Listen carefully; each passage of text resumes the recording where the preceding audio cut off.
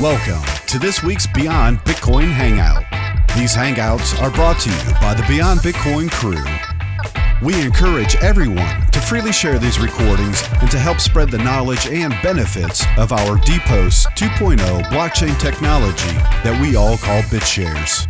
While listening to this recording, please feel free to visit our website, beyondbitcoin.org, and be sure to stay tuned in for some additional information at the end of the recording. As always, we would like to say thank you, and we appreciate your support. So please continue to vote for our delegate or worker contract so we may continue providing these valuable services to our community members. So once again, welcome, and please enjoy this week's Hangout. Welcome everybody to another Beyond Bitcoin Hangout. Today is August 21st, 2015, a Friday as always at 10 a.m. Eastern. So for those of you who are listening to this after the fact, feel free to stop by our Mumble server during these times to participate in our discussions.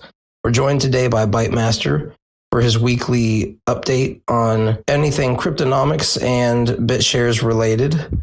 So with that said, Bytemaster generally will start out with a quick introduction as far as what's going on, the updates of the week, and he will then move on to community questions. I will ask questions for you if you don't feel like asking them out loud. All I ask is that you try to stay on topic, and if there's something that's burning, post it and we can get to it. I'll try to fit it in where we can. Bytemaster, would you like to get started with the update portion? This has been another busy week. We've accomplished a lot. We are moving closer and closer toward having a usable, long-running testnet. Yesterday, I launched a testnet, and we've had many people from the community participating in these testnets, and we're finding bugs, as expected. That's the purpose of these testnets. I think most of these issues are relatively small, even though they appear significant because it prevents things from working. But we'll get to the bottom of those, and we should have a functional testnet with lots of community participation this week. We also had a new test GUI for regular users. The faucet appears to have broken for signing up new accounts.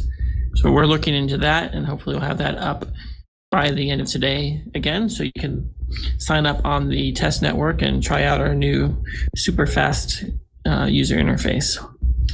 Other than that, we continue to work with partners to get BitShares in front of new users. Can't always share who those partners are at this time, but it's been really good to see how enthusiastic a lot of these businesses we're talking with are about integrating with BitShares.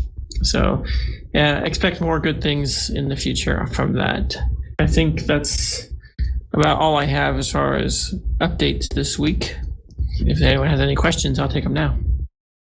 With the question that I posed just before you got on, Bytemaster, about the nature of the key pairs, and we're talking about the 0.92 API at the moment.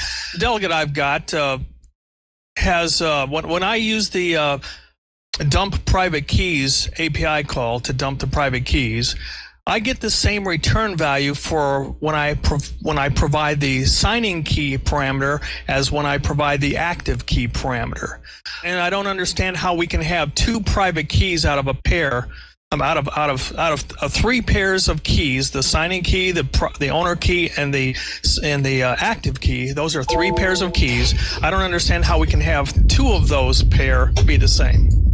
The protocol doesn't enforce them to be different. So if you constructed the delegates with the same key, then it would have the same active and owner key. There might be an issue there with either the API not returning the right thing, but that sounds like a good question for the forums, not necessarily Mumble. Well, I've been asking on the forums and I haven't been getting any answers, which is why I thought I would bring it to the guy that should know. Well, you would think I should know, but I actually don't run any delegates, so I haven't experienced what you're talking about directly. We can look into it, and if it's preventing you from doing something, that's a question. I'm not sure if it is or not. That's a question. But it's a strange I mean, if you just understand how private key infrastructure works, if you have two key pairs and two of those keys are the same, that dictates that the other half of those keys are got to be the same because they're paired together. Yes. So that's why I'm very puzzled how I can have the same value for the active key and the signing key, because I didn't create or modify any of these keys. These are just how everything got created. So I think I know the answer, and I think the answer is that if the owner key is not present in the wallet, then it simply provides whatever key it has available, which in this case would be the active key, for the response to that API call. That's my guess. Maybe. I haven't looked at the BitShares 1 code in a really long time. So presumably the 2.0 stuff is going to be similar in terms of how these keys are dealt with, but it could be totally different. I'm just guessing there. I believe Zrock is able to help you in private messages. So I'd like to defer that to Zrock. Very well. Let's go ahead then. I did want to ask you, because you were talking about partnerships, and Mike 623317 has been asking on the forums about updates with this bank. And I know you guys can't provide anything else, but just so I can let him know that I've asked and so he can listen to me ask, I'm going to say, here's his question. Are you still in discussions with that bank BM referred to? If yes, how is that progressing? Yes, we're still in discussions, and it's progressing at the speed of banking, which is incredibly slowly, but it's not because they're not interested. It's just the paperwork. The speed of banking, huh? Yes. So what does this entail? Can you talk about it a little bit, like from what you've learned from this experience? What I've learned from this experience is that partnering with major banks and getting into their systems is a multi-year process. So don't expect anything major to come out of this for the next couple of years. It's just that's how long it takes to build the relationships, to do trial runs, to answer all their questions, to, there's just so much bureaucracy and trust building that it takes a long time. And this is what everyone I talked to who's had experience with these banks has said, is that to become a vendor, to provide software and to integrate with these banks is a long-term play. It's not a short-term, oh, good, we got a partnership, now we're going to have it tomorrow. So anyone who's expecting that, you need to recalibrate your expectations. This is a long-run play. You see, I think it's important sometimes for us to remember that. And you have had at times brought up that the kind of theme of the discussion about what we've learned from our experiences. And I feel like that was actually a very important answer. I'm glad I asked the question for Mike again, and that we've kind of dug into it a little bit more.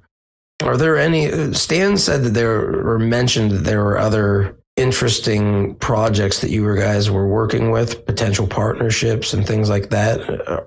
Are those any closer to being able to be announced as well? Every week things get closer. It's just a matter of we're trying to manage our PR better now and make sure our partners are on board with everything and they've got their process, we've got our process. So all I can say is that each week we are meeting with more people and lining up more partners, and lots of exciting stuff in the year ahead. I'm looking through our questions right now, and Intmaster is asking UBM, what is Toast doing? Is Toast working with you guys at all anymore? Do you guys talk to him at all? I talk to Toast from time to time. He's working with PeerTracks to some extent, but he is working full time at Google and has been for the past several months. So his time to work on this stuff is his spare time. E101, is there delegate voting apathy? How do we get people excited to vote? Besides increasing market cap, why don't we have more updates from delegates? There's voting apathy. Yes, we've identified it's a problem.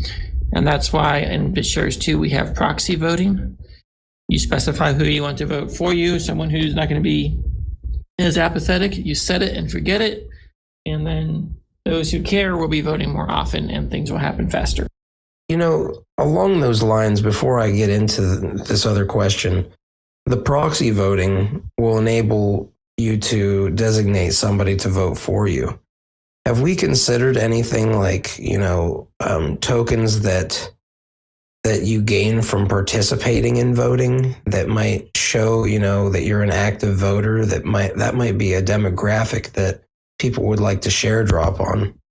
Yes, it's possible to see which accounts are voting for what for share drop purposes. So that would be one way of motivating people to vote.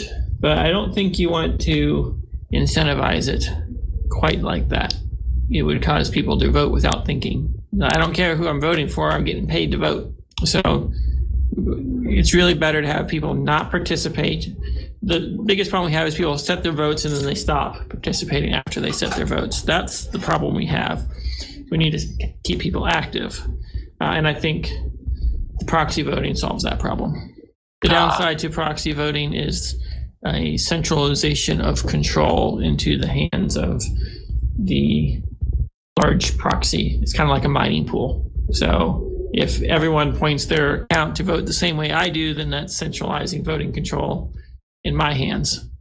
If you ever do anything wrong or found colluding with others or something to that effect, you can be taken off as a proxy in a heartbeat, though, right? Data, do you have a mic? This might be something that you can bring up with Bytemaster in person so people kind of hear who's working on this. And so Data, or someone mentioned CryptoLyle, that having proxy votes only be valid, or all votes only be valid for 6 months, is a reasonable way of deprecating inactive votes, basically requiring you to reassert your vote every 6 months. Not a bad idea. Under this, it would automatically cut off all your votes after 6 months, and then you'd have to redo it. Yep. Well, this is one of those places where wouldn't you want some form of incentive other than that? Or do you think that it would be enough of an incentive by that? If you're not participating, then you're by default yielding to what everyone else does. So the best way to yield to everyone else's decision is to just not count your vote. So if you want to exercise your right to vote, you have to vote every 6 months or not. I think that's a really good way of doing it. I like it. I just look at the real world and I think to myself how hard it is. I mean, I think there's like 37% of people voted for the last presidential election or something to that effect.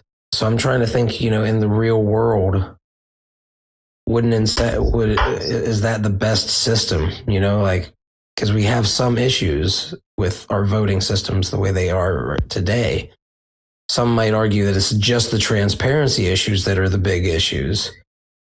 And I'm kind of sitting here like, what if participating in the political aspect of it actually gained you something, or, you know what I mean? Yep. Well, there's lots of good opportunities there. I think if you have ideas, it'd be good to start a discussion on the forum. At this point, we are at feature freeze and protocol changes. So anything like this would have to be after 2.0 comes out. So is something like this, if anybody wants to get involved in this type of stuff, how would Adam Ernest be the person they would want to contact? No.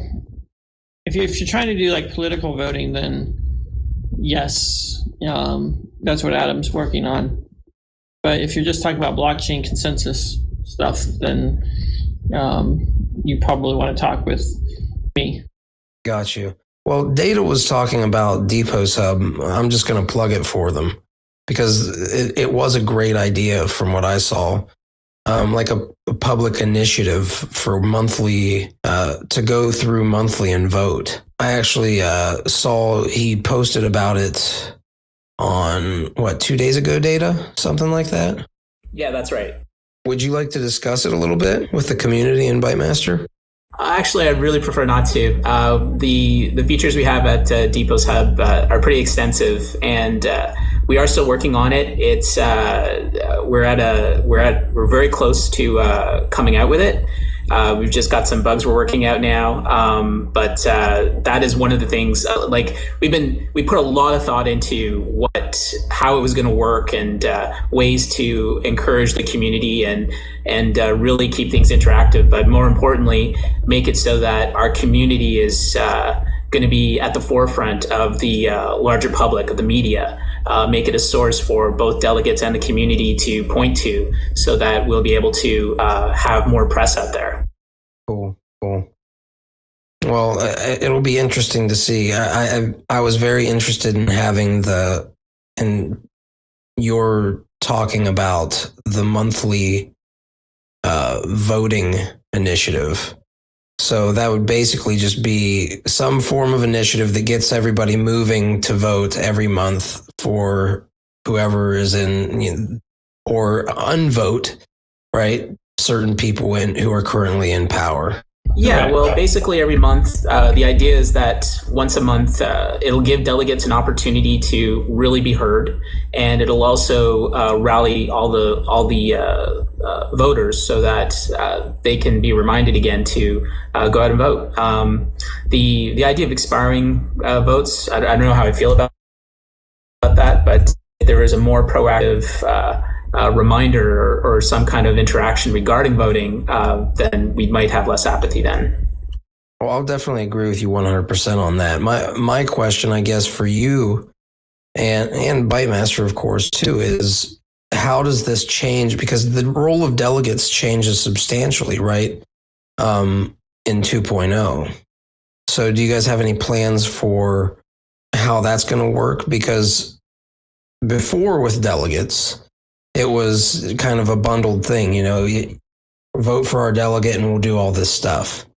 Now we have the witnesses, which watch the delegates. We've got the delegates who are signing the blocks. You got it. Witnesses produce the blocks. Delegates submit proposals for changing blockchain parameters, and workers do tasks for hire. My apologies. The witnesses are the ones who produce the blocks themselves. Correct. They witness the block. They see it. They sign off on all these transactions of what I saw. Got you. My apologies. Okay, that makes a little bit more sense. So the delegates and the witnesses are going to be separate. Those roles used to be bundled in. Well, actually, with the worker proposals, are going to get rid of that as well, right? Because you had all these bundled up in one. Now, do you guys see what I'm talking about as far as if you're splitting this up? Is there going to be like a worker proposal section in Depot's Hub, a witness section, and a delegate section? Are they going to still be combined? Because this is a really central issue around the whole voting and how our ecosystem's going to evolve. So I'm very interested to see if you can talk at all about any of this stuff for the community. What I can tell you is that when we do launch Depot's Hub, it is going to be with the format for 2.0. We know that each of the three branches of delegation require their own special attention, and there's certain things that apply to them. So we are designing it for 2.0 because we're so close to that. So we will be addressing each of those three branches of delegation in format with the site. Bytemaster, do you have any questions or comments that you'd like to give with respect to what they're doing? I think it's a great initiative, and I strongly support it. Well, there you go. I'm very much looking forward to it too. I won't ask you when it's going to be done. Thank you. I promise. I'm going to go ahead and I'm going to ask one more question here that Jacob asks here. Will BM ever consider inviting Charles Hoskinson to join the CNX team? Unlikely. I love these questions. Hold on a second. Chicken. My understanding is that UIA's balances in 2.0 can be visible, and balance of such assets could be queried by an API call. Is there an API call in the wallet that allows the user to sign a specific message and retrieve a digest output without broadcasting the network to be used to prove ownership of the account? It would be a feature that's easy to add. It's low priority considering we don't have the higher priority features done yet. Easiest way to prove ownership of an account is to update the account when you say you're going to update it, or transfer yourself a small amount.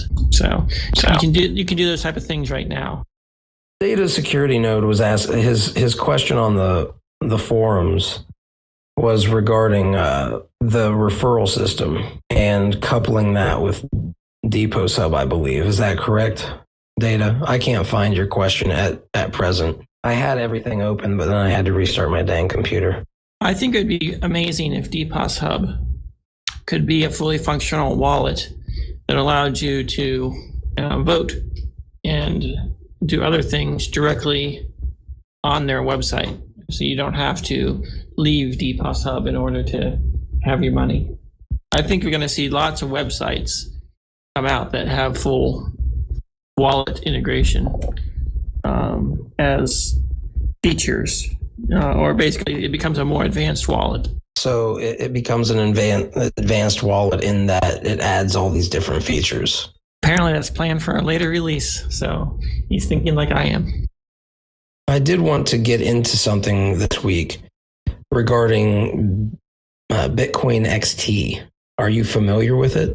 No, I'm just not familiar with all the politics in the Bitcoin space. So, well, I wanted to bring it up today, and maybe we can talk about this a little bit more after data security's question, but it's very interesting to watch this, and I'll talk about it a little bit after Data's question here, which is, assume a worker proposal was submitted for some kind of app for BitShares.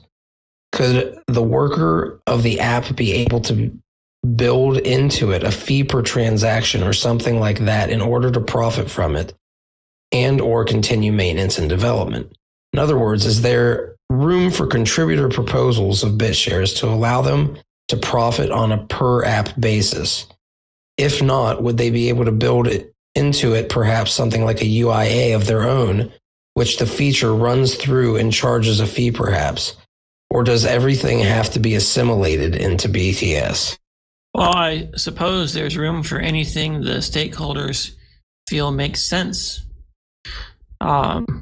The challenge you have with building an app and submitting it to BitShares is that it would become BSD licensed and open source, and the stakeholders would then have financial incentive to take your app and make sure that the network benefits instead of the developer.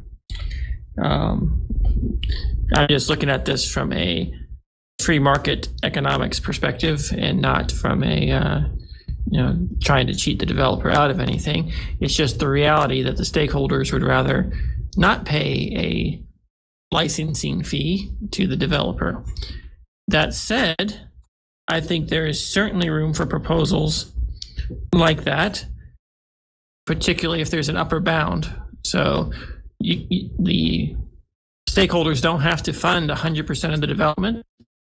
They can fund a fraction or none of the development. And if the hard fork is adopted, the developer of the code would only release their code to the BitShares community to be open source once whatever licensing fee they've charged has been paid up. So I can certainly see situations where an app developer builds an app, releases the code contingent upon payment. Once they've received payment, then it will be open source. I suppose technically it's possible for someone who develops a app, and we're calling this an app, let's call them like smart contracts, right? You're developing custom logic for the blockchain. And you say, I'm going to build this on spec. My only compensation is going to be from transaction fees. If it's not used, BitShares doesn't have to pay for it. I think the BitShares network would have a lot to gain by having developers take the risk rather than the network. And if the developers take the risk, they're going to want a 10x multiple on the return. So at the end of the day, the stakeholders will pay 10 times as much to the developer compared to if they had just paid the developer up front, but at lower risk. So What I'm saying is, yes, those type of things are possible, that it's possible to set it up with contractual agreements that will prevent BitShares from stealing your code without paying you. And that's because if BitShares defaults on the terms of your license, then none of the partners can continue to use the BitShares code. And that causes a whole nightmare for everyone involved. So, yes, I think you can contract with BitShares any terms you'd like for the work you do. It's going to be interesting because there are many other ways besides the worker proposals to pay for the development. And I know there are other people who are interested in BitShares because of what it can do compared to most of these other blockchains out there, if not all of them, to be honest. So it'll be interesting to watch this evolve and see how worker proposals are used. Because this one, if that route is taken, then worker proposals don't seem like the route that it's almost like the opposite of worker proposals. It's more like a hard fork proposal. Hey, I've developed this code. I'll license it to you. You can include it as a hard fork. And if you do, then I get paid if it's used. And I can see lots of people doing things like that.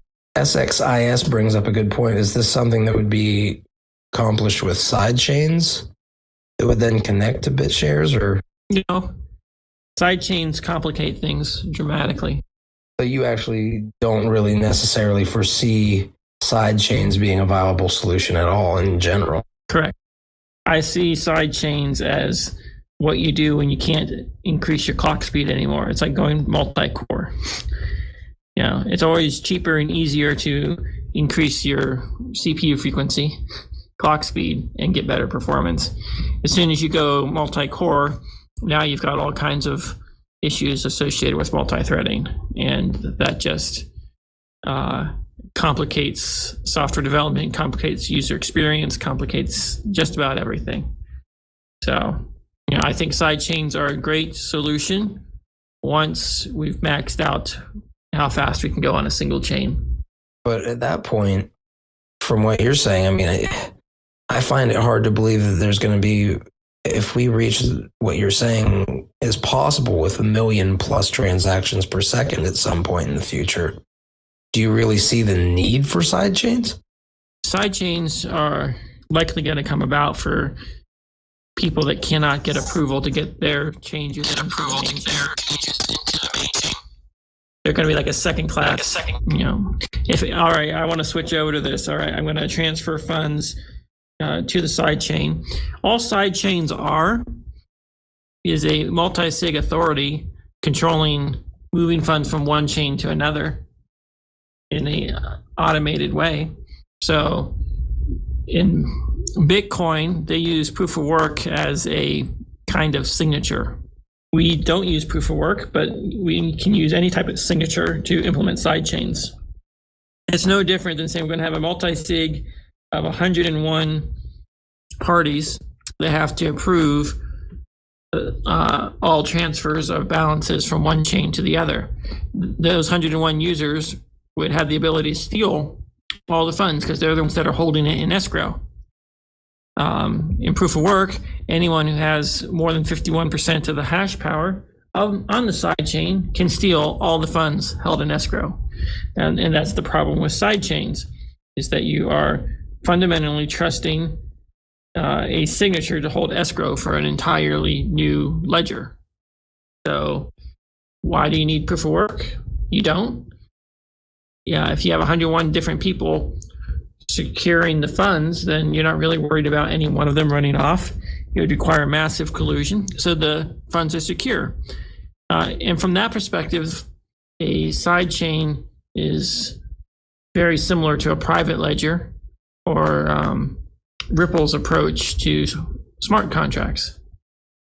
The term's slipping my mind right now, but they've got a protocol where you transfer funds to a multi-sig address. They run some script, and that script determines how that autonomous agent will transfer the funds out. So that's a more scalable approach to smart contracts that gives you greater flexibility than putting a scripting language directly on the blockchain. And it is almost as trust-free. Well, sounds good, actually. It sounds like you guys are focusing, as always, on making it as simple and scalable as possible, which even people like the people working on Ethereum are still worried about that. Like, this is something that most all blockchains are going to have to deal with.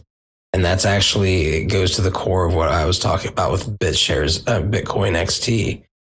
The only big thing that I wanted to bring up with Bitcoin XT is, if you notice, I would like you guys to all take a moment at some point in time and just type in Bitcoin XT and read just the names of a lot of these different articles. You can tell how contentious of an issue it is. And it really, what it basically comes down to is some developers disagree fundamentally, and they're going through this process right now that's kind of ugly. People are calling it a co-op. There's, not everybody, but they've got 13%, I think, the last I checked, of the miners have updated to XT.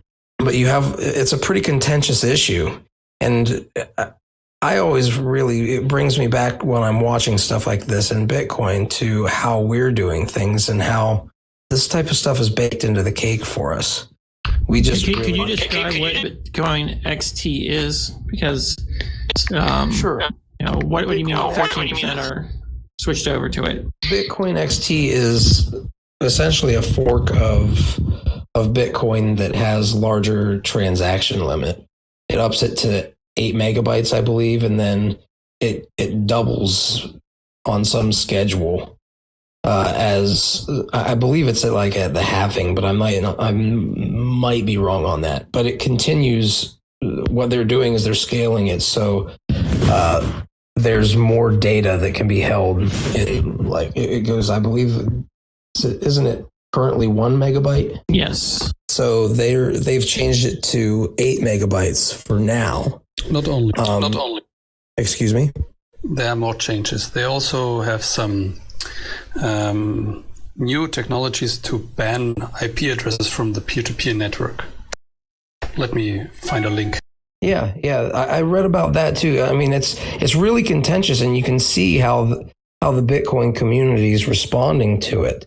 And these are the types of things that I kind of wanted to bring in this type of this topic, just because you at some point in time, Bytemaster, sat down and said this isn't going to work, or there's going to be problems with this. And I wanted to kind of get it just from a historical perspective. Was there anything specifically that made you think about we have to have self-governance baked into the cake? With BitShares? Yeah. I was just trying to solve the problem of who gets to produce a block and when do they get to produce it. Those are the two questions everyone has to decide. And self-governance was not kind of an emergent property rather than a intentional, let's go make a self-governing blockchain. Yeah. So the questions that you found yourself asking ended up just screaming that it comes down to governance on some level. Yes, and things like price feeds, who gets to produce the price feed? How do we know that it's trustworthy? That was another thing that led us down this road. It kind of evolved out of finding all the other approaches that didn't have any type of governance system in it. They all failed. All the purely mathematical, can we define this objectively? They just don't work. I'd like to get a little bit more philosophical on the nature of blockchain technology in light of recent developments in the web development space and in general, and where I think this is actually going. If you're a web developer these days and you've been following the advancements in React.js and Flux and watching the videos about the importance of various architectures, what you're seeing is the idea of designing applications where all the input gets aggregated and put into a log, and then the state is implied from the input. And that is exactly what a blockchain is. We've got a database where instead of modifying the state, we just have a record of all the operations on the state. And in fact, the state of the blockchain is only accessed indirectly. It doesn't actually exist anywhere, and it can be changed. You can annotate it, interpret the same set of transactions in different ways. And I would make the analogy that it's kind of like the old days in programming when you had assembly and C, where there were no type of restrictions or controls over the data. Any part of the code could at any time modify any data. And there was no way to track back, see how it was modified. Was it modified in accordance to the rules? You have all the consistency issues. And there's a reason why software developers have moved away from unrestricted access to the data. Well, blockchains are the same exact concept. It's like having a database where the data is private. You can't access it except for read-only. And all changes have to go through well-defined, authenticated operations. So it's very much, we're seeing the database world evolve into the same permissions and structures and designs as the programming world, where you've got classes with methods on it and the data is kept private. That's all a blockchain is. And what this leads me to conclude is that in the future, all web applications are going to be following a blockchain structure. They're going to do this for performance, scalability, and consistency, as well as security. Any application that requires, right now, you go to a website, you log in, the server authenticates you, and then after the server authenticates you, the server goes ahead and reads and writes the database, assuming you've got permission. If there are any bugs in the authentication process, then the server can write arbitrary data to the database and corrupt things. But in the future, when you log into a website, all you're really doing is unlocking your private key in the client. And every action you take to interact with that website is going to be in the form of an action signed by your key and incorporated into the log. And then the back end of these websites is going to be nothing more than, let's play the log of actions, and here's the current state. Whether the blockchain data is public or private, it doesn't matter. Blockchain architecture is proving to be superior for any web application that you want to do. It's just a better architecture, and it gives you better performance, better scalability, because you can just replay these actions to a bunch of different nodes. They all synchronize to the same state, and it's really easy to just deploy extra nodes. It's database replication made easy. The downside to the approach is it's more difficult to just go and poke and prod in your data store or to change the actions of your system. So it requires a little bit more forethought and planning. But with private blockchains where you can fork anytime you like, it's really not that big of a deal. And so that's where I see things going. That's how I understand blockchain technologies now. And that when you combine blockchain technology with a consensus protocol and governance system like DPoS, it allows you to have a distributed peer-to-peer website that can do anything. Any business model that you want to do on a website, you can do. So now it comes down to building tools to help web app developers to quickly and easily migrate to a blockchain architecture for their web application. And that's where I see the future going. Data said, would you say React.js is current best as far as tools go? React.js is one tool that gives you a high performance updating of your user interface. It's the best I've seen. I don't think I'd develop a web application with anything else at this point in time. But then again, every month there's something new coming out, and there's pros and cons. But yes, React.js is very well designed and follows a pattern of immutable data. And that's all blockchain is. It's immutable data except for the actions. And when you use a technology called Flux, it's actions and stores, and it separates out. Here's the set of actions that can be performed, and then here's the data that responds to those actions. And so that's all blockchain is. The operations are, here's the set of actions that can be performed, and then you've got your data, which is the implied state as a result of the actions that have occurred to date. You said that you'd like to change topics, but it actually doesn't seem like it. To me, it doesn't change topics at all, and I'll tell you why.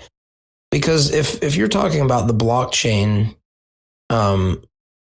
being potentially the foundation of a new web, almost, right? Let's just face it, and web apps are a big part of that, especially as the web goes into overdrive, like it seems like it's going to go into with the blockchain technology. The underlying technology and who controls it is even more important in terms of like the battle for privacy and all the different fights that we're seeing go on in this space where technology can either empower or can hinder and hold people back, right? Wouldn't you agree with that? Well, control the code base is very important, but what I've been talking about here is more design philosophy, and anyone can code to this design. It's just going to be self-evident. Bytemaster, given your importance that you're placing on blockchain technology for future web architecture, isn't it important to plan ahead for that and build in infrastructure looking for that in the future? For example, the whole idea of authentication, the BitShares login that we had. Where does that fit in your scale of importance and priorities going forward, given your model that you just kind of described? Well, we already had the merchant protocol, and the login protocol is going to be a small adaptation to the merchant protocol. And to answer that, the login protocol is how you sign a message that proves you control an account. You just implement the login protocol. So where's that down the importance? Well, as soon as we have all the features in the wallet working, it's the next on the list. Right now, there's a disconnect between what the user interface allows you to do and what the blockchain is capable of. And I want to make sure that the user interface exposes everything the blockchain is capable of. And then we'll add features that like login. Of course, if we have more volunteers who want brownie points or whatnot, or you just want login for your site, then anyone can implement it at any time. And I'd very much appreciate it. But we've got limited resources. And so we're developing things as best we can. All right, we've got 2 minutes left. So can we... I have one more question. Okay. Talking about limited resources, I recently started writing a set of white papers, and in particular, I needed someone that is very familiar with the terms, the technical terms and the economical terms when I want to describe the decentralized exchange or smart contracts platform. Do you have someone in mind that could take a look over the white paper? Any volunteers here? I'd be happy to look it over. I think we can review it on Slack, and I'll of course look it over after everyone else is done for one last review of it. I really appreciate what you're doing with those white papers. It's very much needed. So I assume we keep this in a closer loop, not so public, and then when it's fine, go open with that. Yeah, that's probably better, or at the very least, put it as a draft all over it. Okay. But yeah, you got me listening, buddy. Cass has put together some amazing documentation too. Looks really nice for how to run different things. And so I don't know if that's public yet, but it should be as soon as it's reviewed. I will say this, in the final 2 minutes, there's one thing that I did want to cover with you guys, and it's the brownie points system. Have you thought about having anything like, I'm sure there's a list of priorities that you just mentioned one, where you're kind of, it would be great to get all this stuff done, but we have to prioritize, and we have certain, we can't duplicate ourselves. And we've seen what happens if you do duplicate yourself via the movie Duplicity. But all jokes aside, is there any way that you could kind of give us a small list of things that need done and maybe put a brownie bounty on it? For every week or until a task gets done, so the community kind of has something that we can reach out and try to get people to help with? Sure, I'll come up with some brownie bounties. Yeah, I'm just looking for, because there are a lot of people, it seems, when I'm reading the forums, who are looking for places to help.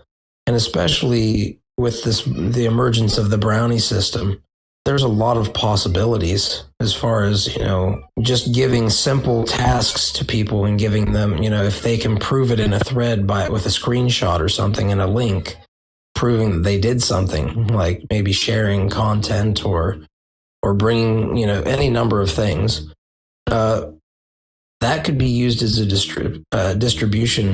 means of distribution for the brownies. The difficulty is that there's a lot of tasks. Most of the tasks that need to be done are difficult, and it takes a lot of effort to get them accomplished, and that's why the dev team doesn't have the bandwidth to do it. The simple tasks, that just seems to happen automatically, but the hard tasks, which is what these bounties would be used for, are where the difficulty comes in. And the other thing is there's overhead associated with describing the bounty, making sure that it fits in with the greater architecture.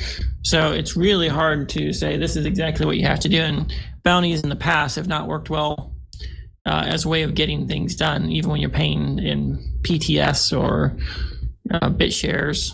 It's just too many moving parts to administer a bounty. It's almost faster to do it ourselves. The overhead is too great. So you don't think that it might be very helpful for things like the development tasks? Yeah. But okay, but it could be. I could say for in terms of community involvement, it might be a very solid way of getting people. Just a lot of people might be very happy if they might not be able to attend a Mumble hangout or something, but there's they can do any number of other things to earn their brownies. So just thinking in terms of that, and maybe just get the community itself kind of brainstorming about ideas around that. I think that what Bytemaster did with the brownie system it's almost like point systems that I used to use. And it's very important that we utilize something like this to kind of give each other motivation to do things. But we have to do it right? And I think I'd like to pay someone brownies to distribute and monitor brownies. I think it comes down to just who can we trust to have a batch of brownies solely to distribute, and what basis are they going to use to decide? Because I'll be honest, the brownie system takes a lot of my time and time of others here who are actively managing, just trying to organize all the posts, track everyone who deserves them. It is a lot of work to distribute these brownies. Yep. So I think if someone wants to head up an effort and would like to say, hey, give me 100,000 brownies and I'll go find people and award brownie points and manage that distribution and keep a public ledger of who I've distributed them to. In the past, I've had problems where I've done that, given people a bunch, and then they stop doing it and they just hold on to them or nothing happened. So it's kind of a challenge there, but we'll figure that out. Well, Bytemaster, I know you're busy. So if you guys would like to end this week's hangout